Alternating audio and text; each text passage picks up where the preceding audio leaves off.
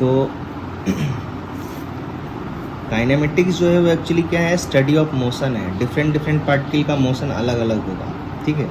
और काइनेमेटिक्स में हम लोग मोशन के पीछे का कारण के बारे में नहीं जानने की कोशिश करते हैं। और कारण कहाँ पता चलेगा, कारण तब पता चलेगा जब हम लोग नेक्स्ट चैप्टर पढ़ेंगे, जिसको कि हम लोग लॉज ऑफ मोशन बोलते हैं। और दूसरा पॉइंट जो हम तुमको बताए कि हम लोग जब भी मोशन को ऑब्जर्व करेंगे, किसी बॉडी के मोशन को ऑब्जर्व करेंगे, तो कहीं ना कहीं से खड़े होके, बैठ के, सो के, लेट के, कहीं ना कहीं से तो ऑब्जर्व करेंगे ना। तो जहाँ हम बैठेंगे, लेटेंगे, सोएंगे, खड़े रहेंगे, वहाँ पर हम एज्यूम कर लेंगे एक वर्किंग एक्सिस, मतलब एक वाई के डायरेक्शन में, एक एक्स के डायरेक्शन में, इस तरह एक्सिस बना लेंगे, जिसको कि हम लोग क्या बोलते हैं, वर्किंग एक्सिस बोलते हैं।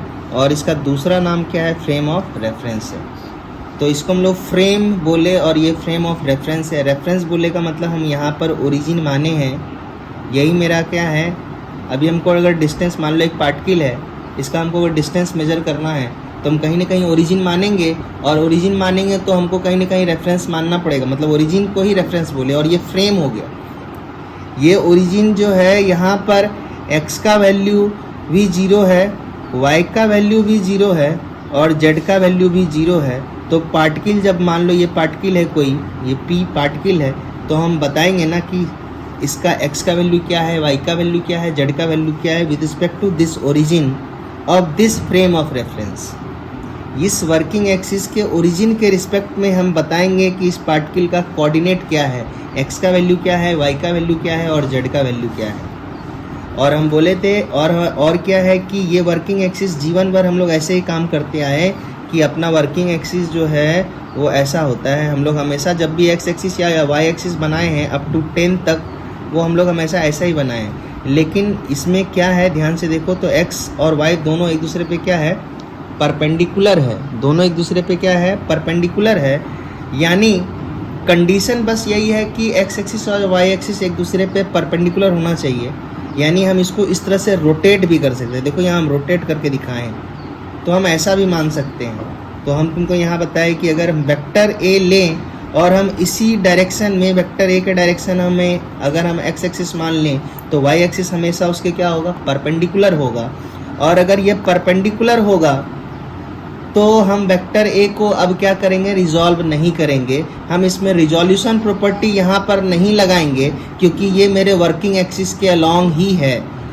और अगर वेक्टर a इस तरह से है, इसका मैग्नीट्यूड a है, और हम वर्किंग एक्सिस ऐसा मान लिए हैं इस रेड कलर में, तो ध्यान से देखो, वेक्टर a ना तो x के अलोंग है ना तो y के अलोंग है। अब हम वेक्टर का रिजोल्यूशन प्रॉपर्टी यहाँ पर लगाएंगे, जहाँ पर होता है कि थीटा के अलोंग होता है कॉस, और 90 माइनस थीटा के अलोंग होता है साइन। ठीक है, तो वर्किंग एक्सिस समझ में आया। तो हम यानी हम तुमको पॉइंट बता रहे हैं। पहला पॉइंट हम बताएं काइनेमेटिक्स, वो बिल्कुल क्लियर होना चाहिए कि काइनेमेटिक्स का मतलब क्या है। और दूसरा पॉइंट हम बताएं वर्किंग एक्सिस क्या है या फ्रेम ऑफ रेफरेंस क्या है। और अब हम आगे बढ़ रहे हैं फ्रेम ऑफ रेफरेंस में ही। अभी तुमको हम समझाएं कि फ्रेम ऑफ रेफरेंस क्या होता है। अब हम बता रहे हैं कि फ्रेम ऑफ रेफरेंस कितने तरह का होता है। और यहाँ पर अभी तुमको ये ज़रूरत नहीं पड़ेगा फ्रेम ऑफ रेफरेंस कितने तरह का होता है, लेकिन चूंकि हम चर्चा फ्रेम ऑफ रेफरेंस पे कर रहे हैं, इसीलिए हम यहाँ पर ही फ्रेम ऑफ रेफरेंस के बारे में वो हर बात बता देते हैं जो तुमको ज़रूरत पड़ेगा। तो एक्चुअल में फ्रेम ऑफ रेफरेंस 2 तरह का होता है, जो कि तुमको लॉज ऑफ मोशन में पढ़ना है। लॉज ऑफ मोशन में पढ़ना है। तो क्या है, फ्रेम ऑफ रेफरेंस 2 तरह का होता है सर। एक फ्रेम ऑफ रेफरेंस को बोलते हैं inertial frame of reference. Inertial frame of reference को अब हम लिखेंगे FOR, और यहाँ हम शॉर्ट फॉर्म में लिख दिए what is the meaning of FOR। This is the frame of reference, और ये इनर्शियल फ्रेम ऑफ रेफरेंस है। और एक और होता है, उसको हम लोग बोलते हैं non inertial frame of reference. Non inertial frame of reference, इसको हम लोग non inertial frame of reference बोलते हैं। इनर्शियल फ्रेम ऑफ रेफरेंस का एक नाम भी है, इनर्शियल फ्रेम ऑफ रेफरेंस का एक नाम भी है। वो क्या नाम है, इसको हम एक और नाम से जानते हैं, इसको हम लोग बोलते हैं ground. Ground frame of reference, ground frame of reference. अब समझना कि कैसे पता चलता है कि मेरा वर्किंग एक्सिस यानी फ्रेम ऑफ रेफरेंस वो इनर्शियल है या नॉन इनर्शियल है। ठीक है, तो क्या है, हम यहाँ एग्जांपल से तुमको समझा रहे हैं। सपोज करो कि यहाँ एक व्हीकल है, यहाँ पर क्या है, एक व्हीकल है जो कि मूव कर रहा है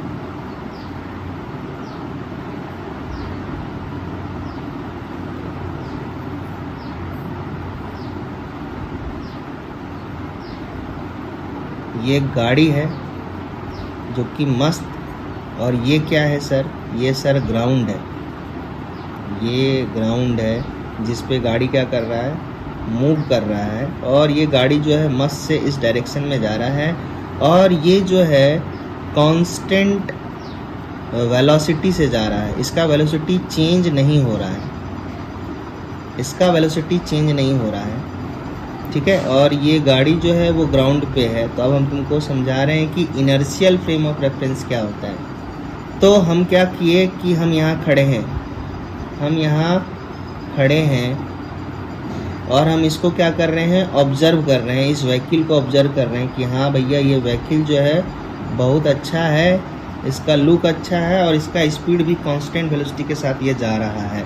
तो जब यहाँ पर मूव कर रहा है, ये गाड़ी जब मूव कर रहा है तो हम इसको यहाँ से ऑब्जर्व कर रहे हैं, हम भी ग्राउंड पे है और ये भी ग्राउंड पे है।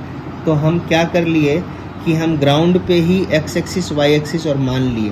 तो इधर हम वाई एक्सिस मान लिए और इस डायरेक्शन में एक्स एक्सिस मान लिए, और इधर हम क्या मान लिए, जेड एक्सिस मान लिए।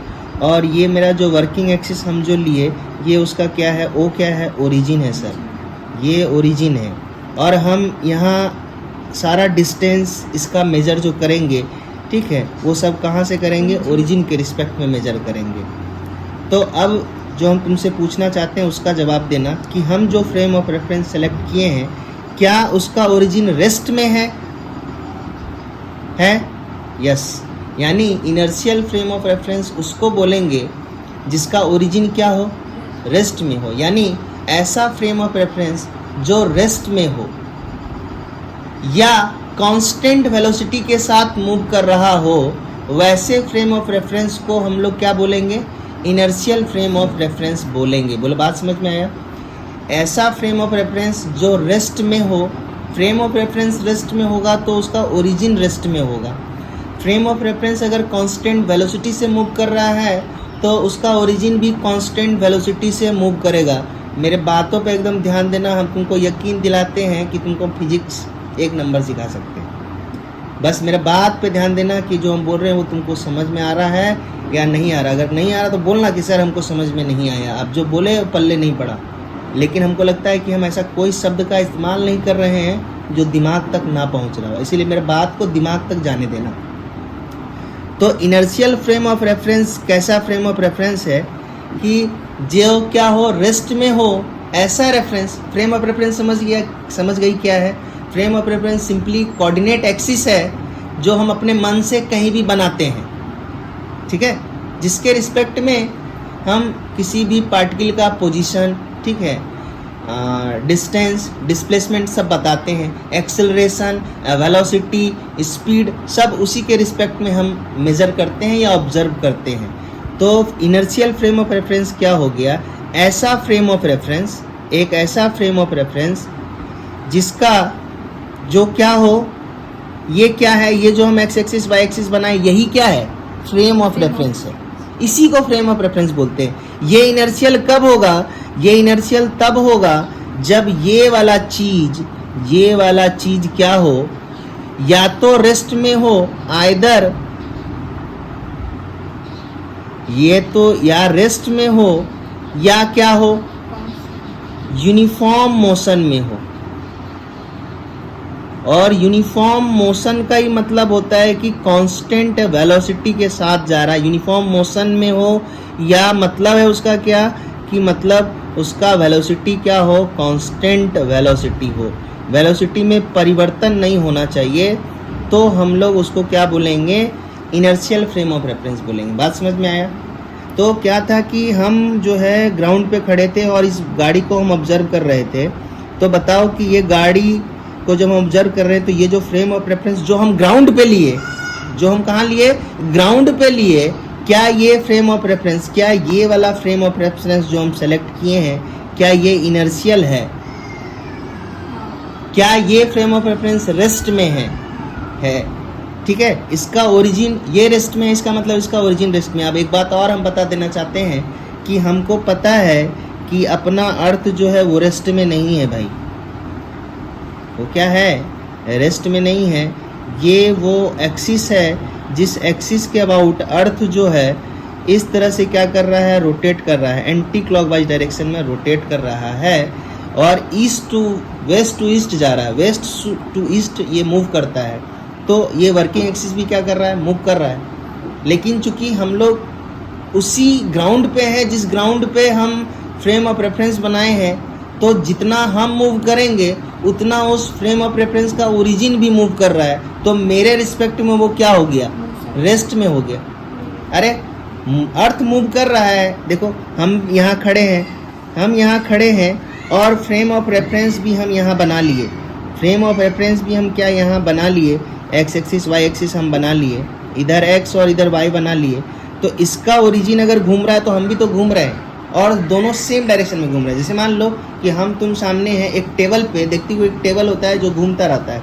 अब सपोज करो कि टेबल के साथ साथ हम लोग भी घूम रहे हैं। तो अगर मेरा नज़र तुम पे और तुम्हारा नज़र मेरे ऊपर अगर है तो मेरे लिए तुम क्या हो, रेस्ट में हो, और तुम्हारे लिए हम क्या हैं, रेस्ट में हैं। तो हालांकि अर्थ चूँकि अर्थ जो होता है वो रोटेटरी मोशन करता रहता है अपने एक्सिस के अबाउट, बट इसके बावजूद भी हम लोग उस फ्रेम ऑफ रेफरेंस को हम लोग मानते हैं क्या है, वो रेस्ट में है। वो ऐसा इसीलिए क्योंकि हम लोग भी कहाँ हैं, ग्राउंड पे ही हैं, ठीक है। और इसीलिए इसको हम लोग ग्राउंड फ्रेम ऑफ रेफरेंस भी बोलते हैं। इसीलिए इसको ग्राउंड फ्रेम ऑफ रेफरेंस भी बोलते हैं, ग्राउंड फ्रेम ऑफ रेफरेंस भी बोलते हैं। बात समझ में आया? तो दो नाम है, क्या इनर्शियल फ्रेम और नो इनर्शियल फ्रेम तुमको समझ में आया? यानी अब अगर समझ में आया तो मेरे बात का जवाब दो कि अगर सपोज करो कि यहाँ पर तुम बैठी हुई हो, ये तो हम थे, मान लो ये पर्सन नंबर 1 है, ये पर्सन नंबर 2 है, ये पर्सन नंबर गाड़ी में बैठा हुआ है।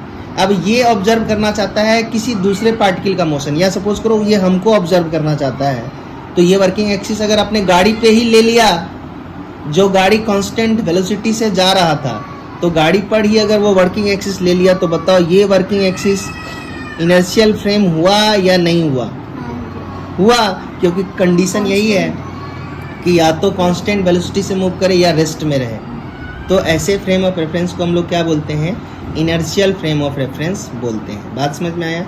अब क्या है non inertial frame of reference. तो non inertial frame of reference में क्या होता है, non inertial frame of reference में क्या होता है कि या तो फ्रेम ऑफ रेफरेंस क्या हो, एक्सेलरेटेड हो, और एक्सेलरेटेड का मतलब क्या होता है कि इसका वेलोसिटी टाइम के साथ क्या हो रहा है, चेंज कर रहा है। यानी accelerated frame of reference, accelerated और rotatory frame of reference called non-inertial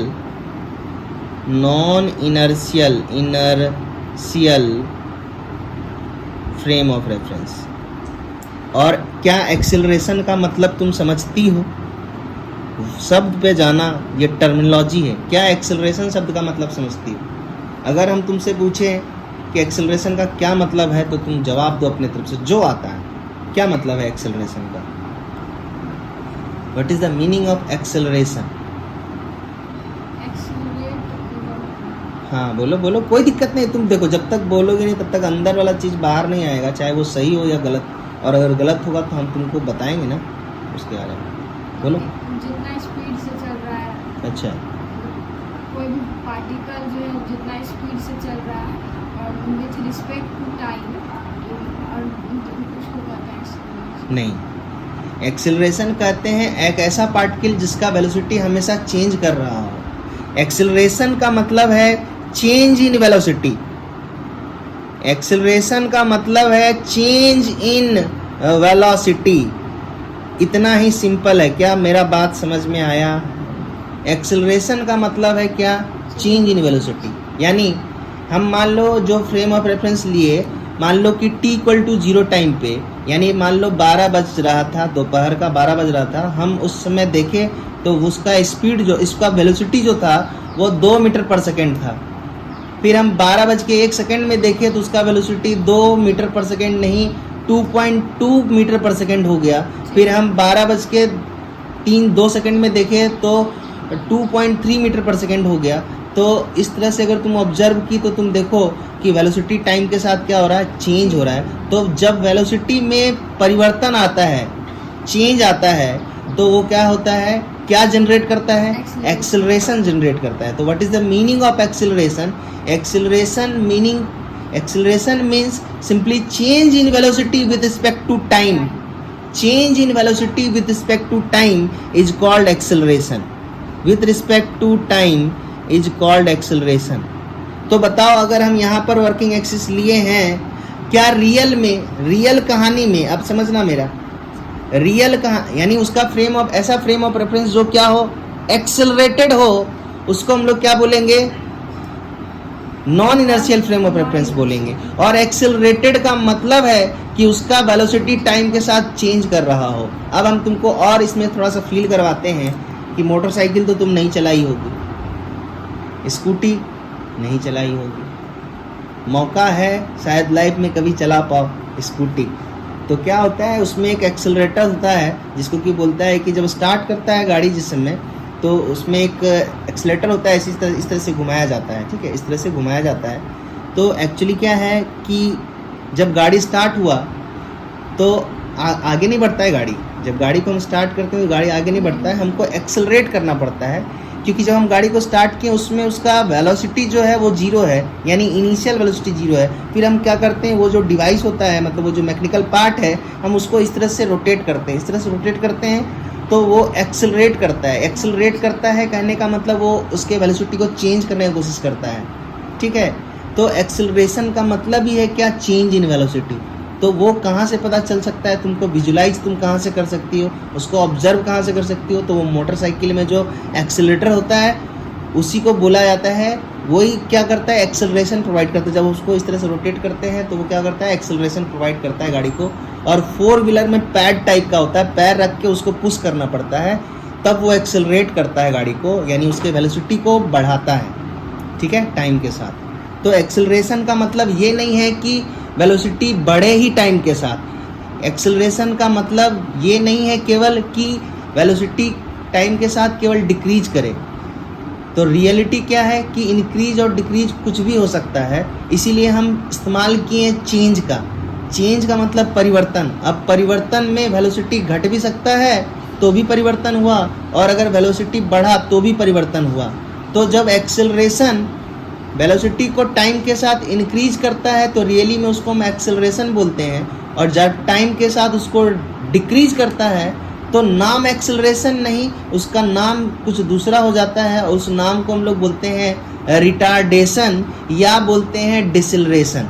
so deceleration या रिटार्डेशन का मतलब भी क्या है, चेंज इन वेलोसिटी, ठीक है। और यहाँ पर जब हम डिसेलरेशन बोलेंगे इसका मतलब वेलोसिटी टाइम के साथ क्या रहेगा, घटेगा, और जब हम एक्सेलरेशन बोलेंगे इसका मतलब टाइम के साथ वो क्या होगा, वेलोसिटी क्या हो रहा, बढ़ रहा है।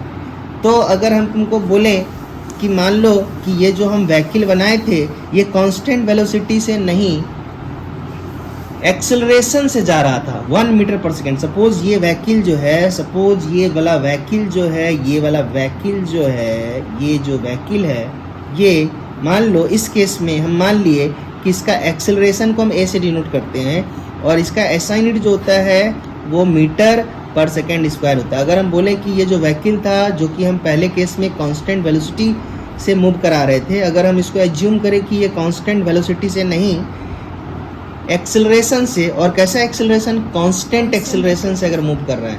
रियली में व्हीकल जब चलता है रोड पे तो उसका वेलोसिटी हर समय अलग अलग होता है या एक जैसा होता है, अलग अलग होता है। यानी वो क्या हो रहा है, बॉडी एक्सेलरेट हो रहा है, कभी घट रहा है, कभी बढ़ रहा है, कभी घट रहा है, कभी बढ़ रहा है, ठीक है। तो यहाँ पर हम माने कि वो एक्सेलरेटेड है। तो अगर हम इस केस में अगर इसमें फ्रेम ऑफ रेफरेंस लेते ये वाला, तो ये फ्रेम ऑफ रेफरेंस क्या कहलाता, non inertial frame of reference कहलाता। समझ में आया बात?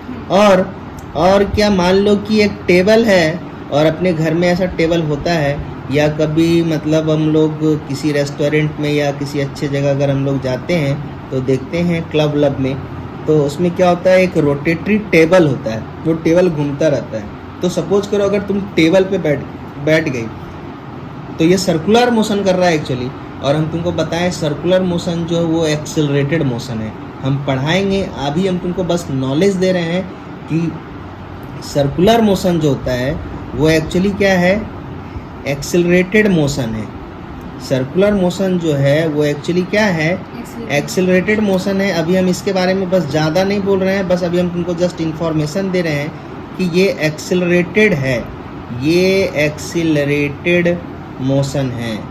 तो अगर हम इस रोटेटरी टेबल, ये जो हम रोटेटरी टेबल है, ये जो रोटेटरी टेबल है, इसमें अगर बैठ जाएं, इसमें अगर हम बैठ जाएं और यहाँ से हम किसी बॉडी के या पार्टिकल के मोशन को अगर हम ऑब्जर्व करें, तो यहाँ पर जो हम वर्किंग एक्सिस लेंगे, ये वर्किंग एक्सिस क्या कहलाएगा, नॉन इनर्शियल पाया। इसीलिए हम तुमको यहाँ पर बताए कि अपने पास जो है वो एक्चुअली क्या है कि या तो फ्रेम ऑफ रेफरेंस एक्सेलरेटेड होना चाहिए या क्या होना चाहिए, रोटेटरी होना चाहिए। समझ में आया?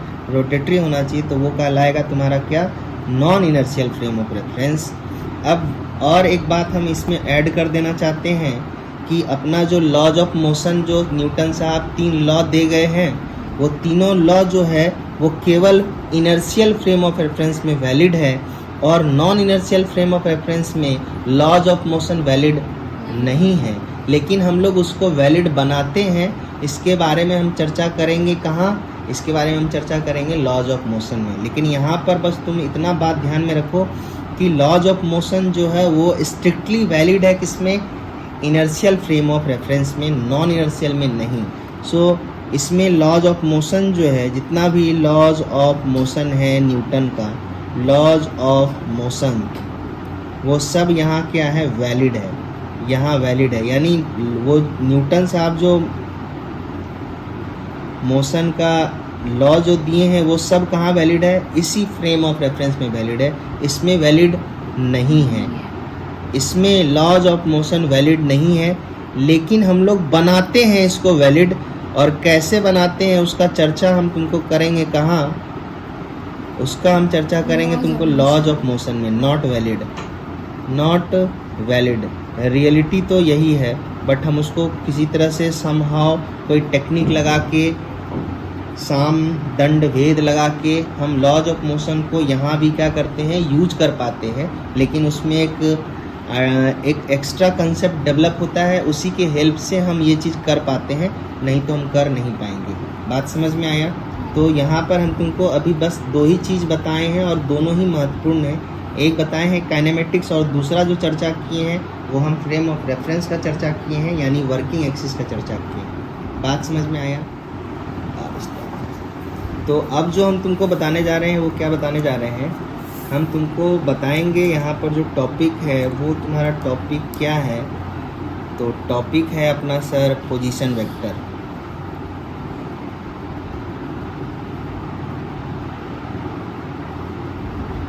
पोजीशन वेक्टर, आप देखो इसमें जोड़ दिया है पोजीशन वेक्टर। तो पोजीशन वेक्टर हमको बताना है कि पोजीशन क्या है। तो हम क्या किए हैं कि हम एज्यूम कर रहे हैं पोजीशन वेक्टर को समझाने के लिए, कि हम तुमको एज्यूम कर रहे हैं कि एक पार्टिकल है जो कि XY प्लेन में मूव कर रहा है। पोजीशन वेक्टर को, और हम जितना भी वेलोसिटी बताएंगे, एक्सेलरेशन बताएंगे, वो सब हम यहाँ से ही बताएंगे। और मान लो कि एक पार्टिकल जो है वो ऐसे चल के, ऐसे चल के, ऐसे, तो ये क्या है, ये वो पाथ है जिस पाथ पे क्या कर रहा है, पार्टिकल क्या कर रहा है, मूव कर रहा है। ये क्या है, वो पाथ है जिस पे पार्टिकल क्या कर रहा है, मूव कर रहा है। और ये x एक्सिस है और ये y एक्सिस है, और ये XY प्लेन में है। ये पाथ और पार्टिकल है. दिस इज एक्चुअली क्या, this is actually path followed by particle.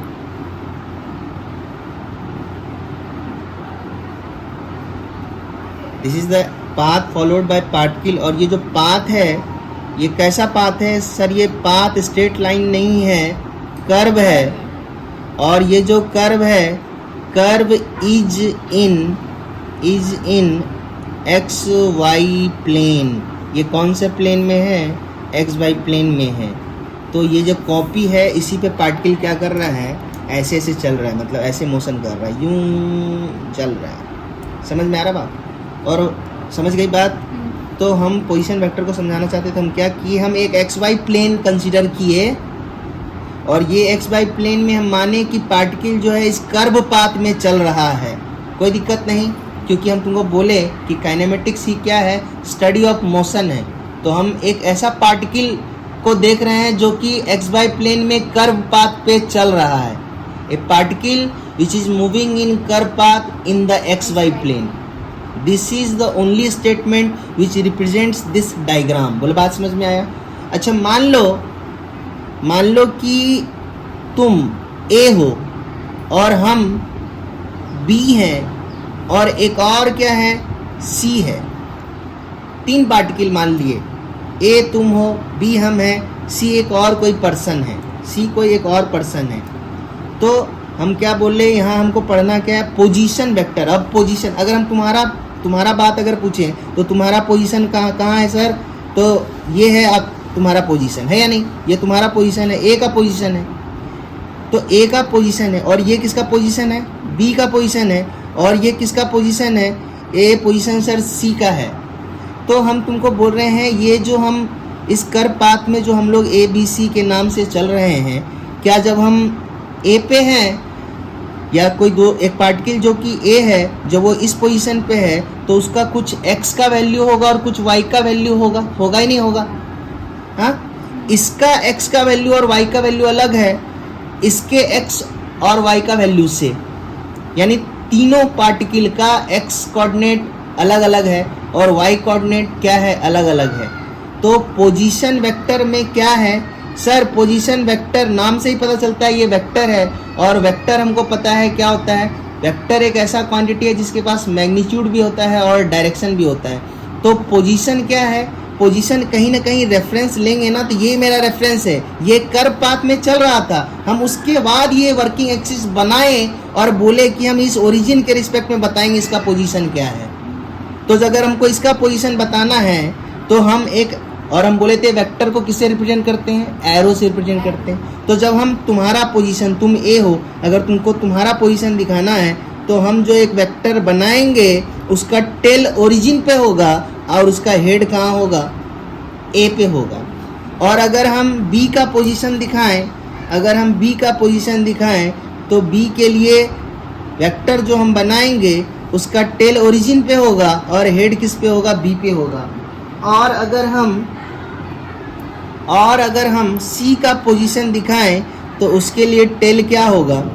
उसके लिए टेल जो होगा सर ओरिजिन पे होगा और हेड जो होगा वो सी पे होगा ही नहीं होगा?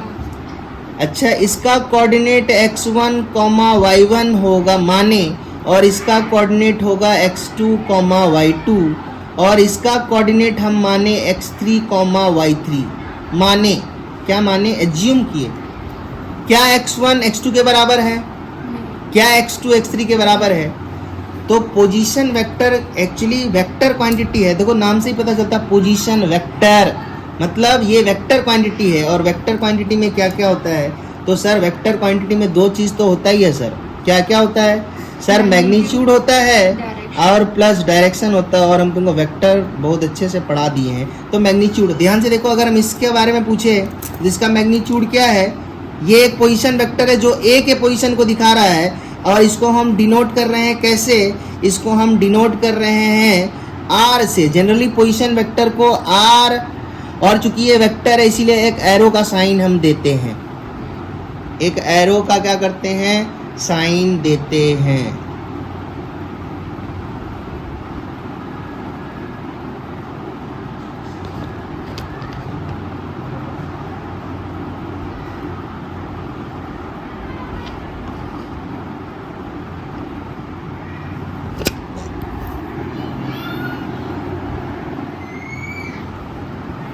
ठीक है।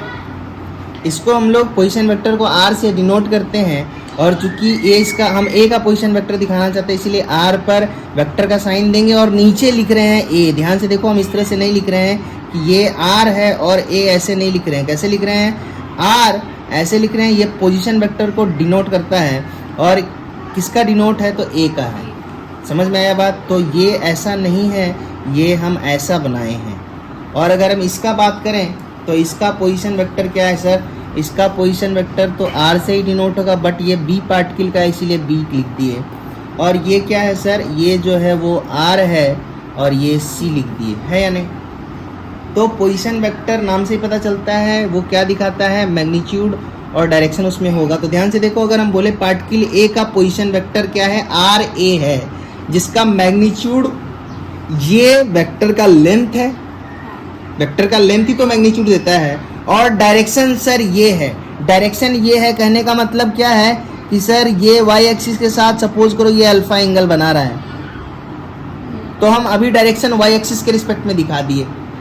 और अगर हम इसका बात करें, सी वेक्टर का अगर हम बात करें, तो हम दिखा दिए कि सर उसका डायरेक्शन जो है, ये मान लो ये बीटा एंगल है, ये बीटा एंगल बना रहा है, और इसका मैग्नीट्यूड जो है वो इसके लेंथ ऑफ वेक्टर से पता चलेगा, लेंथ ऑफ वेक्टर से पता चलेगा। So what is position vector? Position vector actually gives the location of the particle during its motion. When a particle moves और when a particle is in motion, we locate the position of particle at any time by position vector, which gives the position of that particle in terms of magnitude as well as direction. So what is position vector? यहाँ हम mention कर देते हैं what is position vector। तो position vector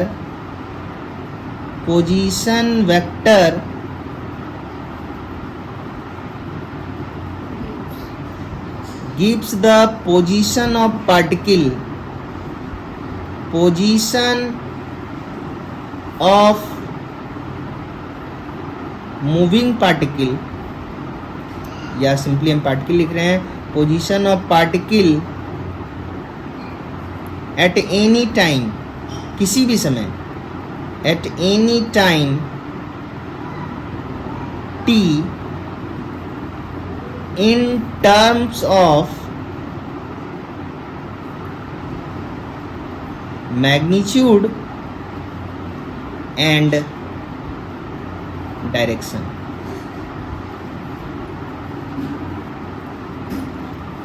in terms of magnitude and as well as direction। तो position vector क्या है? Position vector actually gives the position और द लोकेशन, पोजीशन और location of particle at any time t in terms of magnitude as well as direction. तो अगर हम particle A का बात करें, जो हम डायग्राम में दिखाए हैं, फॉर पार्टिकल A का अगर हम बात करें, तो इसके पोजीशन वेक्टर को हम कैसे डिनोट किए हैं? तो for particle A position vector जो है वो क्या है? पोजीशन वेक्टर जो है वो क्या है? वो है आर ए और इस पे वेक्टर का साइन। तो अब ये पोजीशन वेक्टर है, तो ये मैग्नीट्यूड डायरेक्शन देगा। तो मैग्नीट्यूड कैसे दे रहा है? तो मैग्नीट्यूड पता चल रहा है कहाँ से सर? तो मैग्नीट्यूड पता चल रहा है length of vector R A. कितना लेंथ का बनाए हैं? Length of arrow, length of arrow से पता चल रहा है मैग्नीट्यूड। और ये हम तुमको पहले बताए थे कि किसी भी वेक्टर का जो एरो का लेंथ होता है वो मैग्नीट्यूड दिखा रहा है, और हेड क्या दिखाता है? डायरेक्शन दिखाता है। और डायरेक्शन कैसे पता चल रहा है? तो सर डायरेक्शन पता चल रहा है, अल्फा एंगल बना रहा है और वाई एक्सिस के साथ बना रहा है, तो हम यहाँ लिख देंगे with respect to Y axis. या इसी चीज़ को लिखने का दूसरा तरीका क्या है वो हम बता चुके हैं तुमको, कि इधर ईस्ट होता है और इधर क्या होता है? इधर वेस्ट होता है, सॉरी नॉर्थ होता है। तो हम जो लिखेंगे alpha angle east to north, अरे लिखेंगे या नहीं लिखेंगे? हाँ, तो मैग्नीट्यूड एक्चुअली क्या देता है? ये मैग्नीट्यूड क्या देता है? ये मैग्नीट्यूड देता है, मतलब पोजीशन वेक्टर में, पोजीशन वेक्टर के पास मैग्नीट्यूड भी और डायरेक्शन भी है, और ये मैग्नीट्यूड एक्चुअली क्या देता है? A distance of that particle from origin. तो मैग्नीट्यूड एक्चुअली क्या है? डिस्टेंस है, distance of particle, distance of particle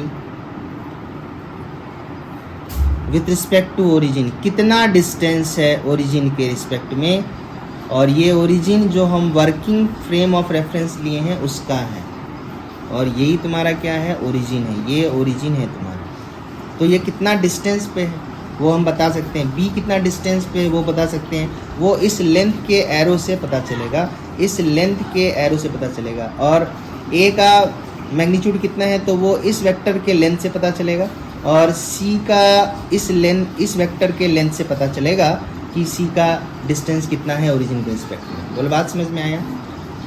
अब और चीज़ देखना, अभी हम एक्स वाई प्लेन माने थे, अभी हम क्या माने थे? एक्स वाई प्लेन माने थे, यानी 2D प्लेन माने थे।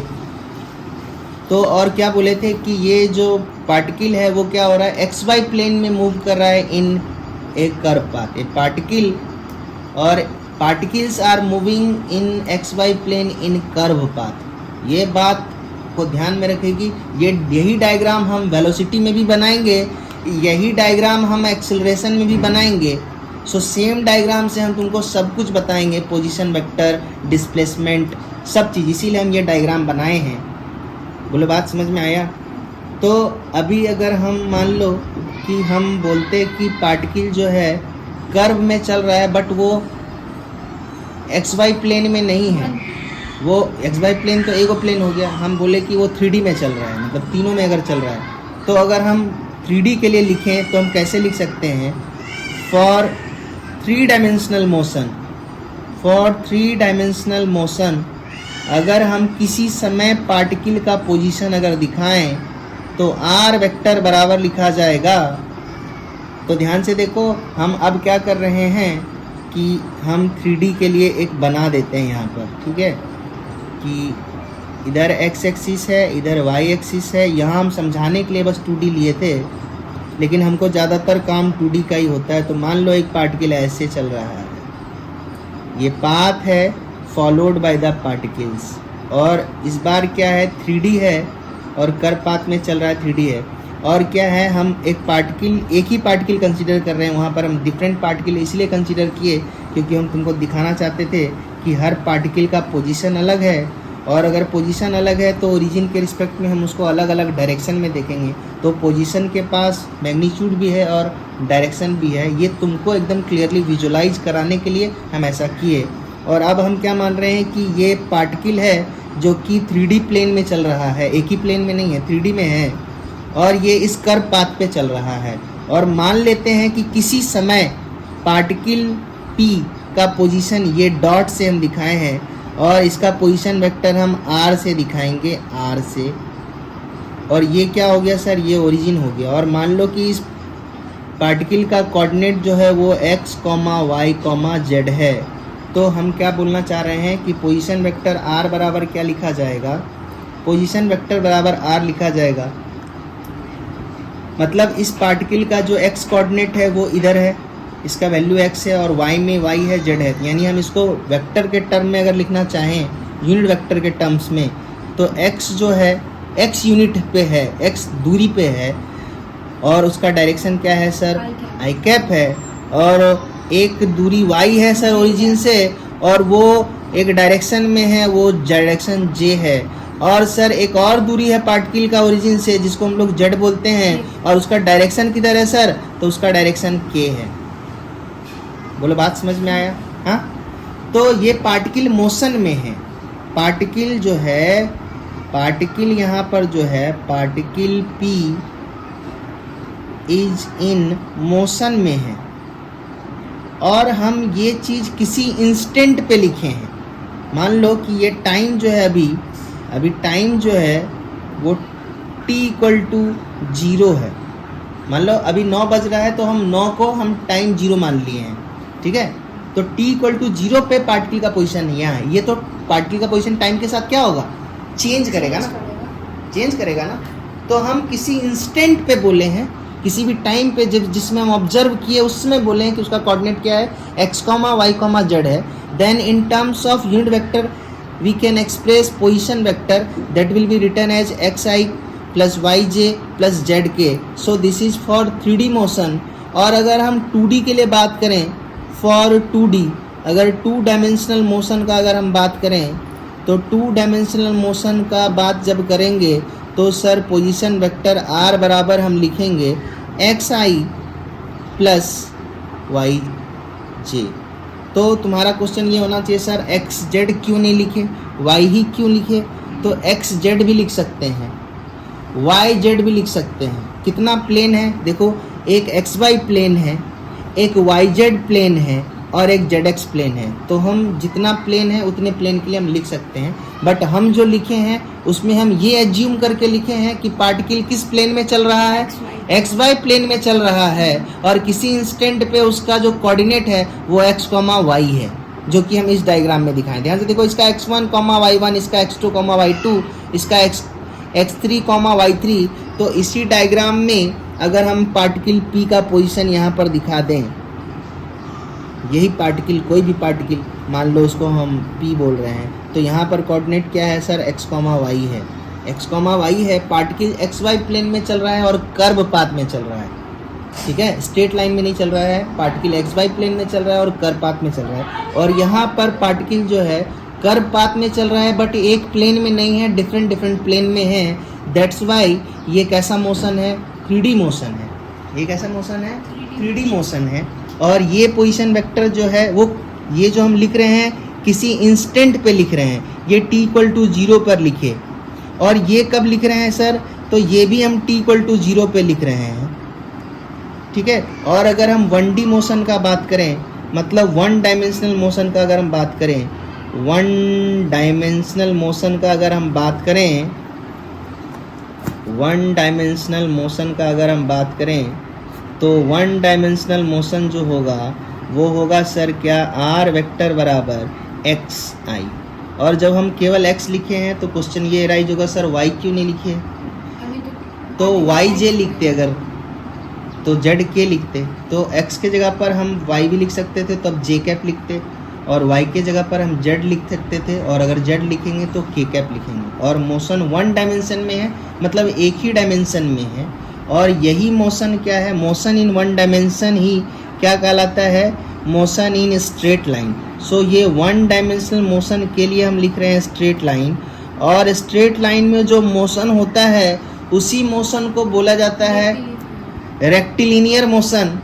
तो बहुत सारा नाम है रेक्टिलिनियर मोशन, रेक्टिलिनियर मोशन। सो 1D motion, straight line motion और रेक्टिलिनियर मोशन, ये सब क्या है, एक ही बात है। बोलो बात समझ में आया। तो पोजीशन वेक्टर r समझ में आया। तो इतना हमको बताने का बस यही मतलब था कि तुमको पोजीशन वेक्टर एकदम जहन में घुस जाना चाहिए कि पोजीशन वेक्टर बोले तो कोई डाउट नहीं होना चाहिए। पोजीशन वेक्टर जब भी हम डिफाइन करेंगे तो रेफरेंस एक्सिस लेंगे, रेफरेंस एक्सिस लेंगे और उसके ओरिजिन के रिस्पेक्ट में बताएंगे किसी पार्टिकल का डिस्टेंस कितना है और डायरेक्शन क्या है, क्योंकि पोजीशन वेक्टर मैग्नीट्यूड और डायरेक्शन दोनों देगा। हाँ, अच्छा, अब हम फिर से इसको तुमको बता रहे हैं 1D मोशन, 2D मोशन और 3D मोशन के बारे में। वो क्या बता रहे हैं कि ध्यान से देखो, r कॉमा अगर हम लिखे r बराबर लिखे xi cap plus yj cap plus zk cap, और हम इसमें तुमको बोले थे, जब हम ये वाला चीज़ लिखे तो हम तुमको बोले थे particle is moving in curve path in different plane. Particle is moving, अब कांस्टेंट वेलोसिटी से मूव कर रहा है या कांस्टेंट एक्सेलरेशन से मूव कर रहा है या वेलोसिटी टाइम के साथ चेंज कर रहा है, यूनिफॉर्म मोशन है, नॉन यूनिफॉर्म मोशन है, we are not taking into any consideration in it, we are simply talking about position vector. right now we are not very so much interested in what kind of motion that particle has. उस particle को किस तरह का motion है उसके बारे में हम अभी चर्चा नहीं कर रहे हैं. अभी बस हम किसी इंस्टेंट पे उस पार्टिकल जो मोशन कर रहा है, चाहे वो कैसा भी मोशन कर रहा हो, accelerated, non accelerated, uniform, non uniform और वाट एवर भी द मोशन, हम अभी उसके मोशन के अंदर नहीं जा रहे हैं. अभी हम बस वो मोशन कर रहा है तो किसी इंस्टेंट पे उसके पोजीशन वेक्टर को हम लिखना सिखाएं. अब चूंकि ये पार्टिकल मोशन कर रहा है यानी x क्या है भाई, तो particle is moving in a curve path, curved path in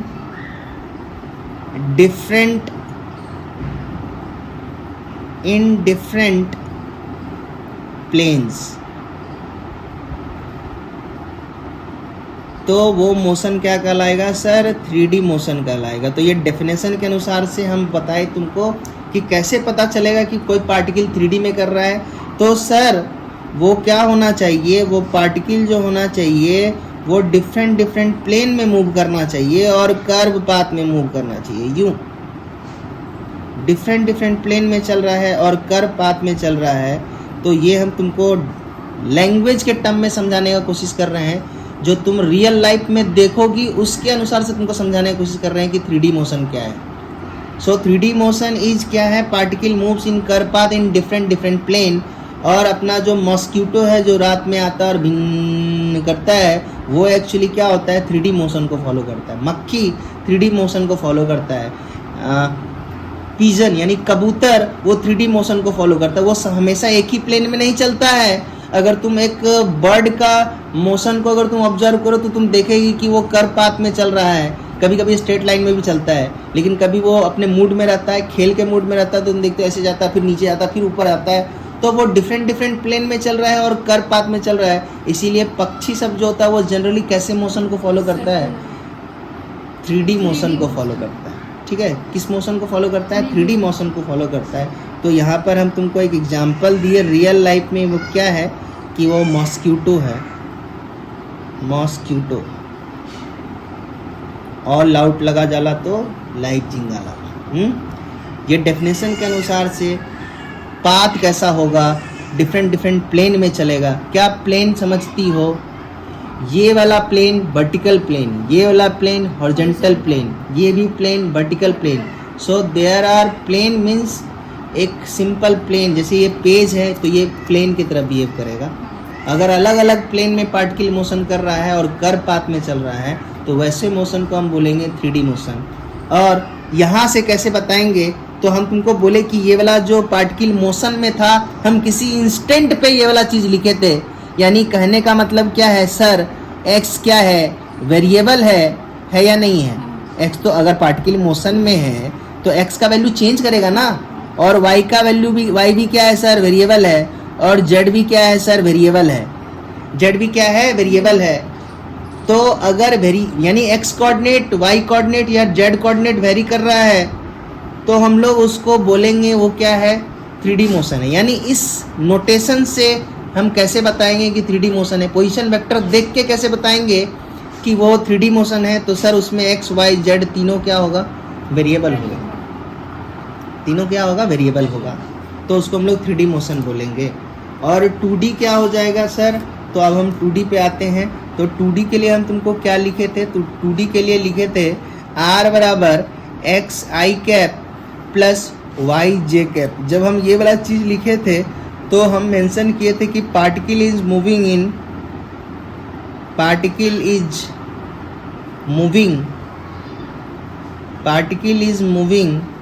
in A curved path. कौन सा पाथ में चल रहा है, कर्व्ड पाथ में चल रहा है. और in the XY plane, XY plane में चल रहा है. कैसे चल रहा है, XY प्लेन में चल रहा है. तो अगर हम कॉपी पे y एक्सिस ऊपर मान लें और x एक्सिस अगर नीचे मान लें तो पार्टिकल कर्व पाथ में इस तरह से चल रहा है. इस तरह से पार्टिकल मोशन कर रहा है, इस कर्व पाथ को फॉलो कर रहा है और ऐसे जा रहा है. तो ये कैसा मोशन हो जाएगा, 2D मोशन हो जाएगा। तो ये कैसा मोशन हो जाएगा सर? 2D मोशन हो जाएगा।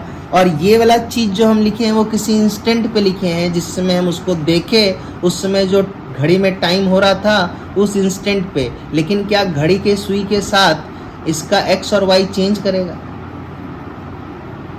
मोशन में है, पार्टिकल यहाँ पर है तो x का वैल्यू कुछ है और y का वैल्यू कुछ है, लेकिन जब यहाँ पर है तो x का वैल्यू और y का वैल्यू अलग हो गया ना।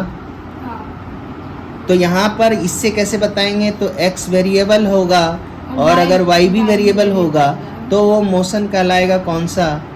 2D मोशन कहलाएगा। तो हम तुमको बताए कि आप r को देख के कैसे पता करेंगे कि वो मतलब 2D मोशन को दिखा रहा है या नहीं दिखा रहा है, और डायग्राम के अनुसार से आप कैसे पता कीजिएगा कि वो 2D है या 1D है या 3D है। तो इससे कैसे पता चलेगा? एक्स वाई वेरिएबल होगा तो दिस लीड्स टू 2D, और यहाँ पर तीनों वेरिएबल होगा, this means leads to 3D। और डायग्राम के अनुसार से कर्व में चलेगा और डिफरेंट डिफरेंट प्लेन में चलेगा, और यहाँ पर कर्व में चलेगा बट एक ही प्लेन में चलेगा, एक ही प्लेन में। एक्स वाई प्लेन यहाँ हम एज्यूम किए हैं, तुम वाई जेड भी ले सकती है और जेड एक्स भी ले सकती है। These are the known plane, but except these plane there are so many different types of plane which are not named, but there are infinite number of planes in which particle can move in a curve path, but these are only the named plane। xy plane देखो ये है तुम्हारा xy plane और ये z axis है, तो ये वाला जो होगा this is known as z axis, z x plane, और ये z और x के बीच में है, सॉरी ये z y प्लेन और ये z और x के बीच में, तो यहाँ जो प्लेन है वो z x प्लेन है। और 1D में क्या था? 1D के लिए पोजीशन वेक्टर क्या था? तो 1D के लिए सर पोजीशन वेक्टर था r बराबर सिंपली xi। और अगर हम तुमको इसमें ग्राफ में मतलब अगर हम डायग्राम में दिखाना चाहें तो इसका मतलब क्या है कि एक पार्टिकल है जो कि ऐसे चल रहा है सर, इस स्ट्रेट लाइन पाथ में चल रहा है। तो ये और इसमें अब देखो ये चल रहा है तो हर समय इसका x का वैल्यू चेंज होगा ना। तो यानी इससे कैसे बताएंगे? पोजीशन वेक्टर को देख के कैसे बताएंगे कि वो 3D है? तो x क्या होना चाहिए? वेरी करना चाहिए, यानी वेरिएबल होना चाहिए, क्योंकि अगर मोशन में है तो डेफिनेटली x क्या होगा? वेरिएबल। और अगर ये x वेरिएबल होगा मतलब मोशन क्या हो जाएगा सर? 1D हो जाएगा, और 1D हो जाएगा मतलब स्ट्रेट लाइन हो जाएगा, और स्ट्रेट लाइन हो जाएगा मतलब सर रेक्टिलिनियर मोशन हो जाएगा, और रेक्टिलिनियर मोशन हो जाएगा, रेक्टिलिनियर मोशन। बात समझ में आया? और डायग्राम से कैसे चलेगा सर? तो डायग्राम में particle is moving in straight line. अब वो स्ट्रेट लाइन इधर नहीं हो सकता है, ऐसा भी हो सकता है, किधर भी हो सकता है वो स्ट्रेट लाइन, तो ऐसे भी हो सकता है। ये हुआ एक डायमेंशन, एक ही डायरेक्शन में चल रहा है, लेकिन स्ट्रेट लाइन में चलना चाहिए। लेकिन अगर कर्व में चलेगा तो 2D हो जाएगा, स्ट्रेट लाइन में चलेगा तो 1D रहेगा। सो ये भी हो सकता है, ये भी हो सकता है, ये भी हो सकता है, यानी एक प्लेन में चले और स्ट्रेट लाइन में चले, एक ही प्लेन में चले और स्ट्रेट लाइन में अगर चले, एक ही प्लेन में चले और स्ट्रेट लाइन में चले, बैटरी भी बार बार, तो particle is moving in straight line in the same plane, in a same plane. अगर एक ही प्लेन में स्ट्रेट लाइन में चले तो स्ट्रेट लाइन का मतलब केवल x या केवल y या केवल z नहीं है। Straight lines means straight line. This is also 1D motion and this is also 1D motion. जो पार्टिकल एक ही डायमेंशन में चले, एक ही डायरेक्शन में चले, देखो एक ही डायरेक्शन है, और एक ही प्लेन में, यानी प्लेन में स्ट्रेट लाइन में चले तो 1D मोशन, प्लेन में कर्व में चले तो 2D मोशन, और प्लेन में डिफरेंट प्लेन में कर्व में चले तो 3D मोशन।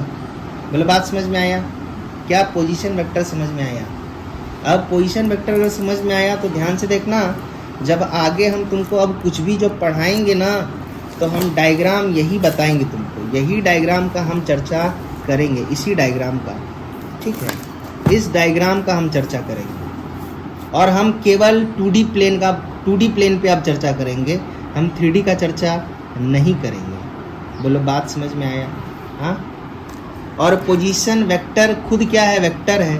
तो अब तुमको ये r x, y, z है, मतलब कोऑर्डिनेट है, तो कोऑर्डिनेट को हम ट्रांसफॉर्म कर सकते हैं यूनिट वेक्टर के टर्म में, यानी पोजीशन वेक्टर को हम एक्सप्रेस कर सकते हैं इन टर्म्स ऑफ यूनिट वेक्टर। और याद करो, हम तुमको बोले थे कि यूनिट वेक्टर एक ऐसा वेक्टर होता है जिसका मैग्नीट्यूड 1 होता है और वो डायरेक्शन दिखाने के लिए यूज किया जाता है। तो देख, डायरेक्शन दिखाने के लिए यूज किया जा रहा है।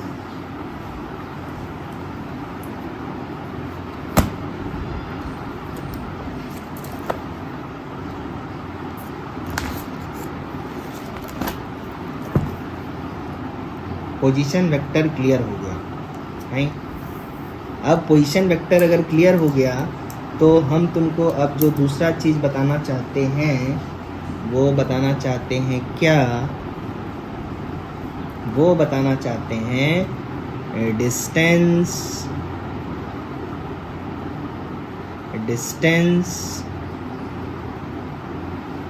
And displacement.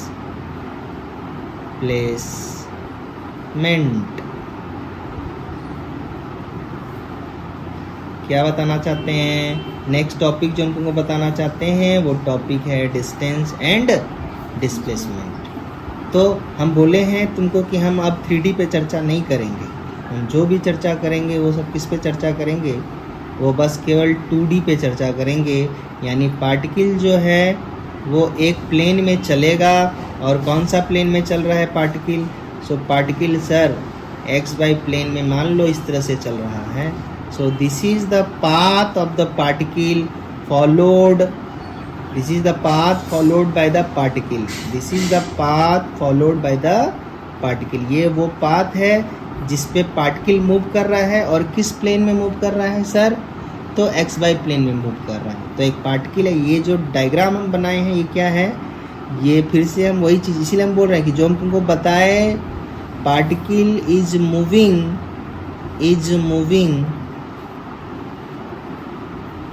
in a curved path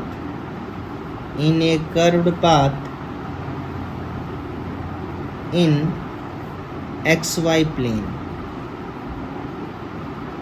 बोलो बात समझ में आया? हम यहाँ से ही तुमको क्या दिखाएंगे? डिस्टेंस दिखाएंगे। और मान लो कि उस पार्टिकल को जो है हम P मान रहे हैं, तो मान लो पार्टिकल का पोजीशन जो था किसी समय जब मूव कर रहा है तो कहीं ना कभी तो यहाँ पर आएगा ना। तो ये पोजीशन है पार्टिकल का। और घूमते देखो हम एरो दिए, मतलब ऐसे चल रहा था, तो किसी समय यहाँ पर आया, और यहाँ पर आया तो सपोज करो तुम्हारे घड़ी में 9 बज रहा था, उस 9 बजरे को हम क्या मान लिए? 0 टाइम मान लिए। तो हम यहाँ पर मान लिए टाइम क्या है सर? ये टाइम t=0 है, ये t=0 है। या तुम समझो कि टाइम जो है वो हम t मान लिए। यहाँ पर टाइम t हो रहा है, टाइम क्या हो रहा है? यहाँ पर t हो रहा है। और जब टाइम बढ़ा, ध्यान से देखना, जब टाइम t से t प्लस डेल्टा t हुआ, t से क्या हुआ? टाइम क्या हुआ? डेल्टा t हुआ। टाइम जब t से t प्लस डेल्टा t हुआ, तो अब ये डेल्टा t क्या है वो समझ लो। ये डेल्टा t क्या है? तो हम ध्यान से देखो, डेल्टा t का तुमको मतलब समझा रहे हैं। डेल्टा t का मतलब है चेंज इन टाइम, यानी t final minus t initial. Suppose करो कि समय का अंतराल, सपोज करो ये 1 घंटा है, 1 आवर है, चेंज इन टाइम है। ये क्या है? ये चेंज इन टाइम है। ये डेल्टा टी क्या है? चेंज इन टाइम है। और ये टाइम जो है वो सपोज करो अंतर जो है वो 1 आवर है। तो हम ये बोलना चाहते हैं, जब ये डिफरेंस टी फाइनल और टी इनिशियल का डिफरेंस अगर ज़्यादा हो, 1 घंटा, 2 घंटा, 10 मिनट, 15 मिनट, 20 मिनट, ये सब ज़्यादा है। लेकिन अगर टाइम का डिफरेंस बहुत छोटा हो, 0.00001 सेकेंड है। जहां से तुम स्टार्ट कर रही थी मोशन और तुम वो टाइम हम 0 माने हैं, तो उसके बाद जो टाइम एडवांस हुआ है वो टाइम जो एडवांस हुआ वो 0.00001 सेकेंड हुआ है। अब बताओ डिफरेंस बहुत छोटा है या बड़ा है? छोटा। तो जब बहुत छोटा होता है तो उसी चीज को हम लोग dt बोलते हैं। dt also represents change in time, delta t also represents change in time, but dt represents very small change in time and delta t represents large change in time. समझ में आया बात? तो this is used for dt is used for very small change and this is significant change जो दिखे। जैसे 0.0001 second का अगर हम चेंज बोल रहे हैं तो तुम उसको विजुलाइज नहीं कर पाओगी, लेकिन हम तुमको बोले कि 10 मिनट का अंतर है, 20 मिनट का अंतर है, तो तुम विजुलाइज कर पाएगी। क्या डेल्टा टी और dt में अंतर समझ में आया? तो डेल्टा टी जो है वो यूज किया जाता है वेरी स्मॉल चेंज के लिए, फॉर वेरी स्मॉल चेंज। और टाइम क्या, कोई भी चीज़ अगर बहुत फॉर वेरी स्मॉल, वेरी क्या, वेरी स्मॉल चेंज। जब चेंज किसी भी चीज़ में अगर बहुत कम हो तो हम लोग उसको dt से dt लिखते हैं। और अगर चेंज सिग्निफिकेंट हो, ये क्या हो, ये चेंज इन टाइम है, और ये क्या हो, अगर ये समझो, ऐसे समझो कि चेंज जो हो फॉर लार्ज चेंज, जो हमको दिखे, फॉर लार्ज चेंज। समझ में आया? तो यहाँ पर टाइम जो हो रहा था, पार्टिकल वो t यहाँ पर था और कुछ समय के बाद पार्टिकल यहाँ पहुँच गया, और ये वाला पोजीशन जो है वो p है और ये वाला पोजीशन है वो p डैश है। और अभी जो टाइम हो रहा है नूनू वो t प्लस डेल्टा t हो रहा है, क्योंकि यहाँ पर टाइम t हो रहा था, टाइम एडवांस हुआ तो यहाँ time t plus delta t हो, यानी डेल्टा t क्या है, चेंज है, मतलब समझ गया। और ये चेंज ज़्यादा है इसलिए हम पोजीशन यहाँ दिखाएं। अगर बहुत कम चेंज होता तो क्या यही पोजीशन इस p के एकदम बगल में होता? तो हम तुमको फिर जो बताते उसको समझाने में क्या होता, थोड़ा सा प्रॉब्लम होता, तुमको दिखता नहीं, इसीलिए हम इस तरह से किए हैं। बात समझ में आया? आप ध्यान से देखो, तो पार्टिकल जो चल रहा है तो ये इसका पहले वाला पोजीशन वेक्टर है, ये है r1, और ये है पोजीशन वेक्टर r2 है। और अगर हम तुमसे पूछें, हम तुमको बोले थे ना कि x axis, y axis, z axis या नॉर्थ ईस्ट साउथ हम कहीं पर भी बना सकते हैं। तो अगर मान लो कि हम यहाँ से डायरेक्ट यहाँ पर अगर जाना चाहते हैं, हम p डैश के पास जाना चाहते हैं, एक्चुअली पार्टिकल क्या किया, इस कर्व पाथ को फॉलो करते हुए p से p डैश के पास पहुँचा या नहीं पहुँचा? हम डायरेक्ट पहुँच सकते थे p डैश के पास या नहीं? हम यहाँ मान लेते ओरिजिन, और अपने को पता है कि इधर है ईस्ट और इधर है साउथ, तो हम साउथ और ईस्ट के बीच में चलते और इस तरह से इस डायरेक्शन में अगर चलते तो हम डायरेक्ट p डैश के पास पहुंच जाते और इसका एरो इधर ही होगा क्योंकि हमको p डैश पे पहुंचना है। ध्यान से देखना कि ये जो ब्लैक वाला पाथ जो तुमको दिख रहा है ना, ये ब्लैक वाला पाथ जो तुमको दिख रहा है, ये दिस पाथ, ठीक है? ध्यान से देखो, यहाँ ये वाला जो ब्लैक वाला पाथ दिख रहा है, this is called path length.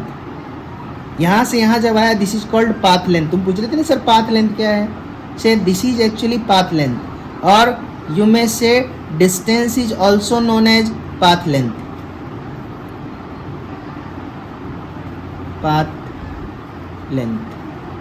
समझ में आया? Distance is also known as path length. So this is the path length and this is the actual path covered by the particle. और ये तो कवर नहीं किया था, वो तो एक्चुअली ये किया था। और ये क्या है, ये यहाँ से हम स्ट्रेट लाइन में जा सकते थे यहाँ पहुँचने के लिए। सो हम तुमको बता रहे हैं कि डिस्टेंस क्या है। क्या ये डायग्राम वही डायग्राम है जो हम पहले बनाए थे? जो डायग्राम हम पहले बनाए थे एक्स वाई प्लेन में पार्टिकल मूव कर रहा था, जहाँ पर हम तुमको पोजीशन वेक्टर सिखाए थे, हम तुमको बोलना ये चाहते हो वही डायग्राम है। और अब हम आगे बढ़ रहे हैं तो आगे बढ़ रहे हैं, तो हम तुमको आगे क्या बताना चाहते हैं, आगे बताना हम ये चाहते हैं कि डिस्टेंस क्या होता है भाई, व्हाट इज़ डिस्टेंस। अभी तो हम डायग्राम में सब कुछ बताए, अब हम तुमको बता रहे हैं डिस्टेंस क्या है, व्हाट इज डिस्टेंस। तो डिस्टेंस कैसे डिफाइन करेंगे वो हम सब लिख देते हैं। डिस्टेंस को हम डिफाइन करेंगे एक्चुअल पाथ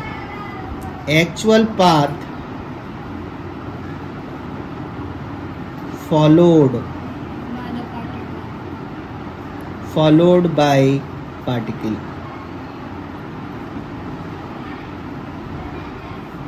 कॉल्ड, कितना टाइम हो गया, 10 बज गया, डिस्टेंस। अच्छा, इसको पढ़ा के छोड़ देंगे, डिस्टेंस, ठीक है। So actual path followed by the particle is called distance. And what is SI unit, मतलब किस यूनिट में मेजर करते हैं। जब तुम आलू खरीदने जाती है, या हम पहला चैप्टर जब तुमको पढ़ाए थे तो हम बोले थे कि सारे फिजिकल क्वांटिटी के पास दो चीज होता हो, चाहे वो वेक्टर हो या स्केलर। क्या सर, मैग्नीट्यूड और यूनिट। जब तुम सोना खरीदने जाती है तो बोलती है 5 किलो सोना दीजिए, लेकिन आलू खरीदने जाते हैं तो झट से बोलती है 5 किलो आलू दीजिए। मीन्स हम जो भी चीज़ मेजर करते हैं, जो भी फिजिकल क्वांटिटी हम लोग मेजर करते हैं, उसके पास दो चीज़ हमेशा होता है। वो क्या होता है, मैग्नीट्यूड और यूनिट। तो 5 क्या दिखा रहा है, जब हम 5 केजी बोल रहे हैं तो 5 क्या दिखा रहा है, 5 मैग्नीट्यूड को दिखा रहा है, और केजी यूनिट को दिखा रहा है, जिस यूनिट में आप चाहते हैं उसको। जब हम सोना खरीदने जाते हैं तो हम 5 केजी नहीं बोलते हैं, हम बोलते हैं 5 gram. Carat is the purity of the gold, gold का प्योरिटी कैरेट से मेजर किया जाता है, और सबसे प्योर फॉर्म बोला जाता है 24 कैरेट को, और 22 कैरेट जनरली यूज किया जाता है, क्योंकि प्योरिटी जितना ज़्यादा होता है ज्वेलरी को बनाना उतना ही डिफ़िकल्ट होता है। इसीलिए जब उसमें कुछ इम्प्योरिटी ऐड किया जाता है तो उससे उसका प्योरिटी डिक्रीज कर जाता है, और लेकिन ये डिक्रीज इन प्योरिटी के कारण हम गोल्ड को डिफरेंट शेप, बहुत अच्छा आकर्षक मतलब आकृति उसको दे पाते हैं due to impurity. So if you want exact pure gold then you have to buy a biscuit, otherwise there is no option you have, or you can simply buy a coin that is 24 carat or biscuit 24 carat. But if you want to buy a necklace, it will not definitely consist of pure gold, 100% purity. You will not find 100% purity in that jewelry. Why? Because purity 24 carat purity gold cannot be transformed into jewelry. उसको एक अच्छा shape देने के लिए उसमें कुछ impurity add करना पड़ता है, जिसके कारण उसका प्योरिटी क्या हो जाता है, घट जाता है। तो जैसे अगर तुम डायमंड का तुम जितना भी डिवाइस लोगी, डायमंड का तुम जितना भी लोगी ना, वो सारा डायमंड, जैसे मान लो कोई डायमंड है, मेरे में है नहीं है, डायमंड जो होता है ना, जैसे मान लो कि इसमें अगर डायमंड लगा हुआ होता तो ये सोना 22 कैरेट का नहीं होता, 18 कैरेट का होता। ऐसा क्यों?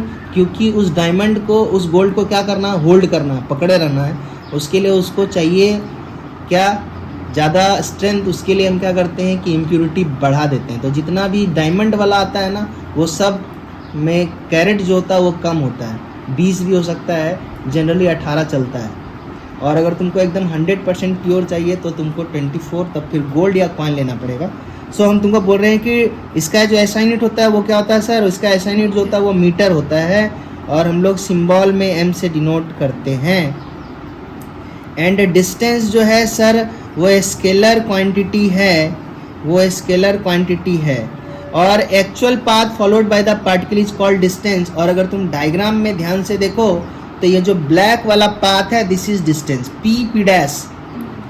ये जो P से P डैश गया है, इस तरह से ध्यान से देखो, उसी डायग्राम को ऐसे दिखा रहे हैं। यहाँ से यहाँ जो चला है ना, ये था P और ये है P डैश।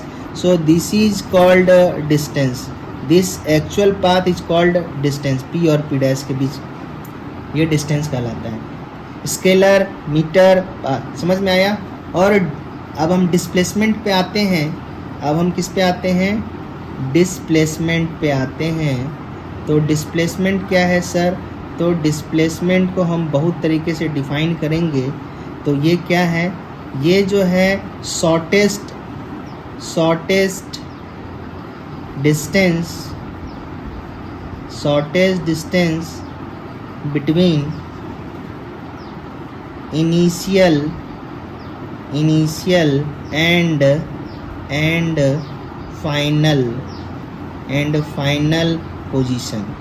इनिशियल और फाइनल पोजीशन के बीच का ये क्या है, डिस्टेंस है। सो इस डायग्राम में अगर तुम देखो तो ये इनिशियल पोजीशन था पार्टिकल का जब हम कंसीडर किए थे उसको, और ये फाइनल पोजीशन है जिसमें time t plus delta t हो रहा था और यहाँ टाइम t हो रहा था। तो ये पार्टिकल का शॉर्टेस्ट डिस्टेंस तो ये है। So this shortest distance is known as displacement, called displacement. ये डिस्प्लेसमेंट है, ये है डिस्प्लेसमेंट। और इसका अगर हम तुमको बोले कि ऐसा यूनिट क्या है, तो ऐसा यूनिट जो है सर वो वही है जो कि डिस्टेंस का था, मीटर। और सर ये वेक्टर क्वांटिटी है, और वेक्टर होगा तो मैग्नीट्यूड होगा। और मैग्नीट्यूड कैसे पता चलेगा, तो सर ये जो एरो हम बनाए हैं क्या ये इसका लेंथ डिस्प्लेसमेंट का मैग्नीट्यूड देगा। और सर डायरेक्शन, तो ध्यान से देखो, हम बोले थे कि P से हमको P डैश जाना है तो हमको एक प्रॉपर डायरेक्शन को ही फॉलो करना पड़ेगा अगर हम एक शॉर्टेस्ट पाथ में P के P डैश के पास अगर पहुंचना चाहते हैं। इसीलिए डिस्प्लेसमेंट क्या है, एक वेक्टर क्वांटिटी है। और अब पहले का नॉलेज तुमको काम आएगा, और वो तुम ध्यान से देखो तो ये एक ट्रायंगल बन रहा है क्या। अब बताओ कि अगर मान लो कि इसको अगर हम डेल्टा आर बोलें, what is delta R, what is delta T, change in time, what is delta R, change in position. बात समझ में आया, चेंज इन पोजीशन। तो इसको अगर हम डेल्टा आर से डिनोट करें, और इस वाले पाथ को, ये जो पाथ था, ये वाला पाथ था, तो ये जो पाथ था वो अगर हम डेल्टा एस से डिनोट करें, ये ब्लैक वाला पाथ डेल्टा एस से डिनोट कर दिए, और ये डेल्टा आर से डिनोट किए। तो ध्यान से देखो, इस डायग्राम को देख के बताओ कि कौन किसका रिजल्टेंट है। और अगर तुम जवाब नहीं दे पाए तो समझना कि सारा व्यर्थ है तुम्हारा वेक्टर पढ़ा हुआ। हम बोल रहे हैं इस डायग्राम को देख के बताओ कि रिजल्टेंट वेक्टर कौन है इसमें। यहाँ देखो, हमको नहीं, रिजल्टेंट वेक्टर कौन है। ये भी एक वेक्टर है, ये भी एक वेक्टर है, और ये भी एक वेक्टर है। अच्छा, इस वेक्टर का डायरेक्शन हमने दिखाया है, ये वेक्टर का डायरेक्शन ऐसा है। तो कौन किसका रिजल्टेंट है, हो गया। इसीलिए बोलते हैं जो पढ़ाए हैं पहले उस पर ध्यान देने का वही काम आएगा। क्या ये हेड टेल कॉम्बिनेशन है, और ये R2 यानी R2 रिजल्टेंट है या नहीं है। डायग्राम देख के बताओ, ये हेड टेल कॉम्बिनेशन है, ये यहाँ से चलना शुरू हुआ था R1 में डेल्टा R जुटा तो R2 डायरेक्ट मिल गया, यानी R2 रिजल्टेंट है। और R2 अगर रिजल्टेंट है तो R2 बराबर लिखा जा सकता है R1 vector plus delta R vector. और ये हम कहाँ से लिखें, ये हम लिखे फ्रॉम ट्रायंगल्स लॉ से लिखे हैं। और डेल्टा आर बराबर क्या हो जाएगा, डेल्टा आर बराबर हो जाएगा R2 माइनस R1। क्या R2 जो R2 था क्या वो फाइनल पोजीशन था, और R1 जो था वो इनिशियल पोजीशन था। इसलिए हम इसको लिख सकते हैं R final minus R initial, I for initial, F for final. So this is the delta R, this is the delta R, और दिस इज अगर डेल्टा आर तो हम क्या बोले, डेफिनेशन के अनुसार से ये है कि shortest distance between initial and final position is called displacement, and the magnitude of displacement can be calculated by your common sense, by your previous knowledge up to 10th.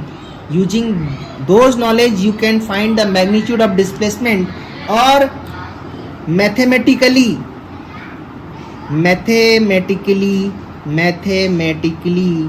displacement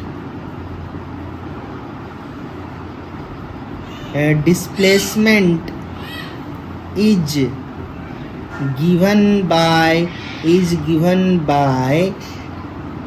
displacement क्या होता है, displacement जो होता है, ओ भगवान, displacement जो होता है वो होता है क्या, change in position vector, change in position vector PV, position vector is called displacement. तो डिस्प्लेसमेंट का दो डेफिनेशन दिए हैं, एक ये और एक ये। ये मैथमेटिकली है और ये इस तरह से है। तो डिस्प्लेसमेंट जो है, ये डिस्प्लेसमेंट जो है, दिस इज द डिस्प्लेसमेंट। तो डिस्प्लेसमेंट बराबर क्या है सर, डेल्टा आर है, change in position vector. So delta change in position vector तो मतलब R F minus R initial. क्या हम अब R1 को x, y, z के टर्म में एक्सप्रेस कर सकते हैं? जब पार्टिकल का पोजीशन यहाँ पर तो कुछ तो होगा ना, x1, y1, और ये होगा x2, y2। तो ये वाला पोजीशन जो है ये है तुम्हारा x1, y1, और यहाँ